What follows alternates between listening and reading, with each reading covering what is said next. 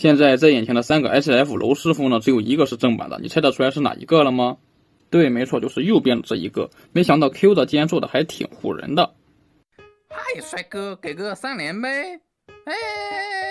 今天我们依旧来看某鱼上和水清仓特价40块钱的这一个模型，这个呢是 Q 的楼师傅，可以看到这个是个日版的盒子嘛。虽然说是和水，但是呢我这一个呢是8角尖尖，是单封全新没问题，不是别人退货的。之前买的那几个特价呢都是拆封过的，都是别人退货的嘛。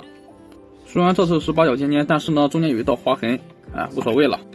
我们拿一个正版的过来对比，说实话这个呢真没必要买 Q， 毕竟呢你想一下正版才多少钱啊？正版的话现在一个二手的也就是200左右，甚至100多就能拿到手。比起正版的话就是颜色暗淡一些，基本上把该有的都有还原出来，就是把 HF 这些 logo 什么的都抹去了。主要还是 KO 40就能到手嘛，所以说显得有一些性价比了。而且呢这玩意儿还是一个双形态的，所以说买一个 KO 出第2个形态也不是不行。特价的代价就是说没有售后，你中奖了就自认倒霉吧。很明显我这些配件呢是都齐全的，也没有装错，非常 nice。然后把主体拿出来之后吓我一跳，因为这3个零件全掉下来了。这个是腰带，先把这个印章安进去，然后再把驱动器安上面。之所以它会掉呢，是因为它这个是可拆卸变成武器的，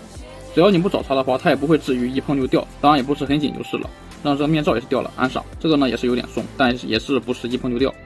然后我们来看一下它整体的效果，因为浑身没有任何的透明零件，所以说想做翻车还是挺难的。主要问题还在于关节上，可以看到它这个关节勉强还算是紧凑，胳膊轴的缝隙比较大，但是呢有这一个防穿帮大块零件挡住了，所以说就会显得整体呢是没什么问题的，所以说也就是和正版看的区别不算很大。这综合素质在 Q 假面骑士里面绝对算是上等了。这个 Q 重量也不错，有着足足61克，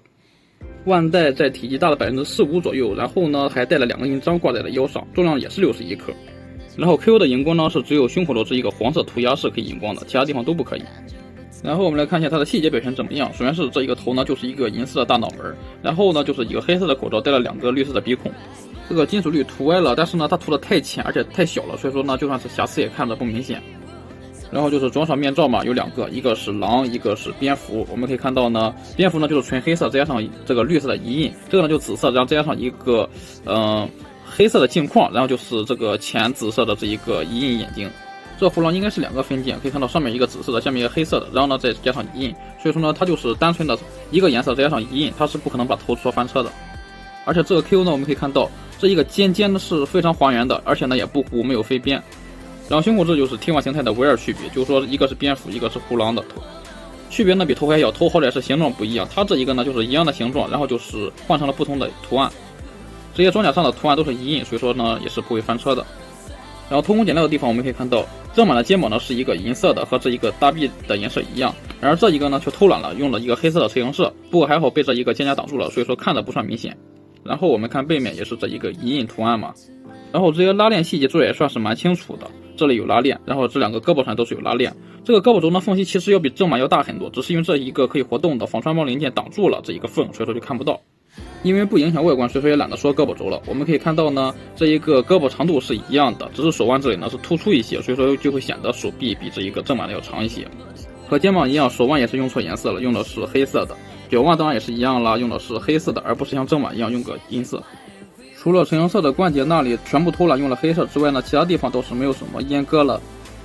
从细节、功能到分件上，正版该有的东西呢 ，KO 都有还原出来。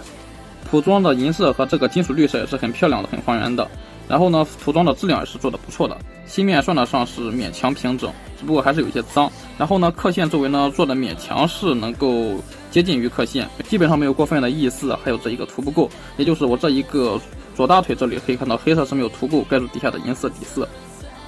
然后就是后背这里有一些蹭色，不过倒是能被这一个后背挡住，勉强看不到。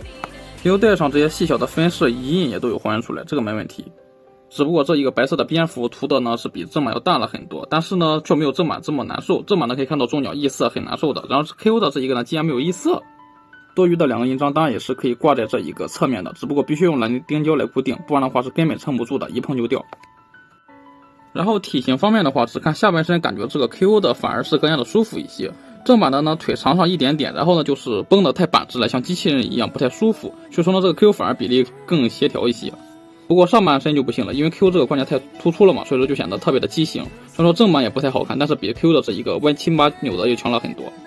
然后腹部这里就很奇怪，看这3个银色的花纹就能感觉出来，这个正版是下面的这一节露出来的更多，这一个 Q 呢是上面这一节露出来的更多。至于腹部为什么会出现这种情况，那就不知道了。最后就是材料的区别，就是说 Q 的这2个尖尖呢，就是这一个胳膊肘和膝盖这里的这2个尖尖都是软胶做的，然而正版的这个呢都是特别硬的塑料，很脆的手感。然后可动方面呢，低头幅度很小，抬头一般般，转动会被这一个领子干涉住，但是呢也是可以抬一点头，但是把头抬很高的话也能360度转过来。胳膊大风车没问题，肩胛的话这一个平台也是能够达到接近90度的，然后大臂这里有平转，胳膊肘的曲轴呢是能够达到100度左右，手腕呢当然非常灵活了，毕竟都突出成这一个样子了。然后胸部呢，这里是它唯一一个松的地方，其他地方呢关节都是挺紧实的。我们可以看到呢，这一个胸真的可以说是毫无阻尼感可言。然后向前幅度的话还不错，向后仰一半，转动有一定的幅度。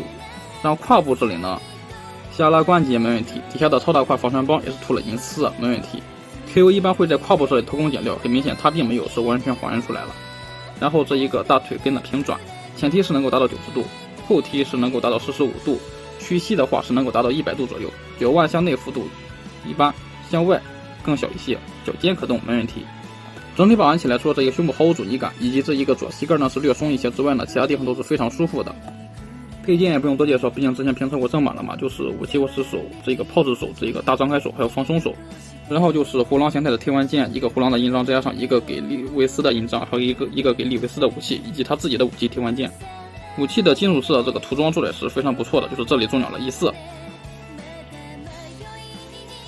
然后给自己用的武器的话，就是把这一个贴环键拔下来，然后把它插上去，所以是插到这个地方。这个连接的孔里面太紧了，需要削一下飞边，不然的话插不进去。涂完孔之后就插进去了。这一个涂装呢也都是有还原出来，涂的质量的话也算是一般，勉强能看。然后来看一下另外2个印章的涂装质量。好的，以上就是这一个 Q 娄师傅的情况了。质量呢，在 Q 骑士里面绝对算是上等，只不过它正版太便宜了，所以说显得毫无性价比可言。最后还是那一个闲鱼清仓的，估计就是别人退货的嘛，所以说适时到手一个，勉强能和正版凑一个双形态。所以我的评价是，这个绝对是可以买的，但是正版太便宜，又显得这个性价比不怎么高。所以买不买这个呢，我也真的不好下结论。毕竟你有一个正版，再买一个 Q 凑双形态的话，好像也没什么必要，是吧？然后修复的话，就是外观上问题最大的手腕太突出，我们就是用剑水钳把它拔出来之后呢，用这一个砖头把它给扩深一些孔，然后扩深一些之后插进去看一下效果。比起不破孔的另一边要舒服了很多。然后像这种经常活动的地方，就不要再上一层银色的漆来还原正版了，真的没必要。毕竟它这个一个关节材料呢是挂不住漆的，而且呢这样一刮蹭就会掉。然后就是这一个胸腰太松了嘛，我们直接把它拔下来，用流动性特别强而且干得很快的胶水抹在这一个球形关节上，然后呢它流淌进去之后呢快速活动，一直活动到这一个胶水干透为止。如果说干透之后呢它还是不太紧的话，那就是再重复以上的操作，直到能够变得很紧为止。这种外露的地方松呢就不适合了，毕竟会留下胶水痕迹嘛，就用这种丙烯哑光剂。方法是一样的，不过呢它要等上1天才能够干。让它充分活动进去之后呢，再把这一个外面的露出来的给擦掉。最后就是关于补色的问题嘛，我选的是银色，还有这个松石绿，补的话是基本上色差很小的。好家伙，工具快干一个。